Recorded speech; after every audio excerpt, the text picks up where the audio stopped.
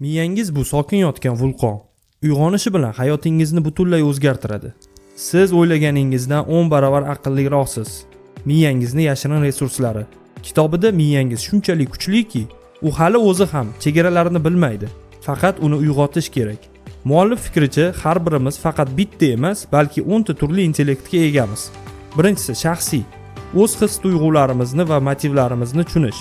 Ikkinchisi mantiqiy matematik, tahlil qilish, mantiqiy fikrlash va hisob-kitob qilish qobiliyati. Uchinchisi muloqot, samarali muloqot qilish va boshqalarni tushunish. To'rtinchisi fazoviy, atrof muhitni idrok etish va vizuallashtirish. Beshinchisi so'z, nutq va yozuv orqali o'z fikrini ifodalash. Oltinchisi tinglash, ovoz va musiqaga sezgirlik. Yettinchisi tabiat bilan bog'lanish, atrof muhitni his qilish va tushunish. Sakkizinchisi vaqt, vaqtni boshqarish va uni anglash qobiliyati. To'qqizinchisi jismoniy, tana bilan yaxshi ishlash va harakatni muvofiqlashtirish. O'ninchisi ruhiy, hayot mazmunini izlash va katta maqsadlarni tushunish. Bu intellektlar bir-birini to'ldirib, insonni turli sohalarda muvaffaqiyatga yetaklaydi. Ruh va tabiat kuchi. Kitobdagi eng ilhomlantiruvchi hikoyalardan biri Maud Fontenua haqida.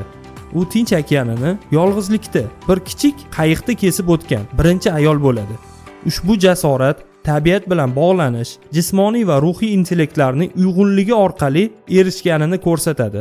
U nafaqat tanasini chidamliligini sinadi, balki okean bilan chuqur aloqaga kirishib, kuch-quvvatini tabiat va o'z ichki dunyosidan oldi. Aql salohiyatingizni qanday ochish mumkin? Har bir intellektni rivojlantirish bo'yicha aniq amaliy mashqlar va strategiyalarni taqdim etadi. Ularni hayotga tatbiq qilgan holda biz o'zimizni haqiqiy potensialimizni kashf eta olamiz.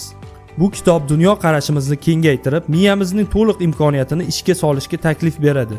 Bu asar bizni o'zimiz haqimizda o'ylash tizimimizni o'zgartirishga va ichki kuchimizni ochishga ilhomlantiradi. Biz o'zimizni davolash va haqiqiy kuchimizni ochish uchun zarur bo'lgan hamma narsaga egamiz.